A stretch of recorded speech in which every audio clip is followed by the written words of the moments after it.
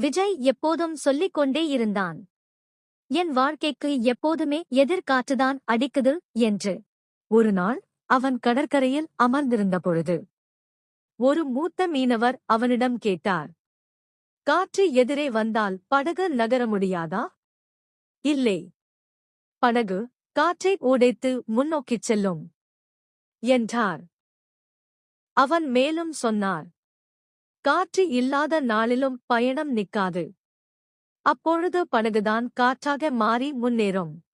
அந்த சொற்கள் விஜய் அழ்மனதுக்குள் ஆட்கொண்டது.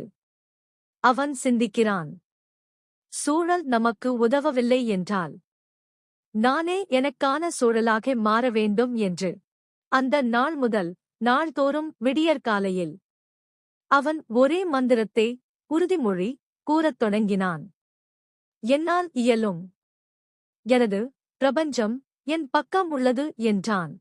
ஒரு வரத்தில்லே அவனால் பெற முடியாது என்று எண்ணியிருந்த பெரும் வாய்ப்பு அவனை தேடி வந்து அடைந்தது.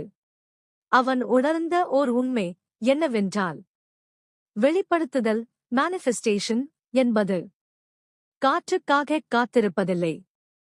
காற்று இல்லையென்றாலும் நீயே காற்றாக மாறுவது. இந்த கதை பிடிச்சிருந்தா லைக் பண்ணுங்க, ஷேர் பண்ணுங்க, மறக்காம சப்ஸ்கிரைப் பண்ணுங்க.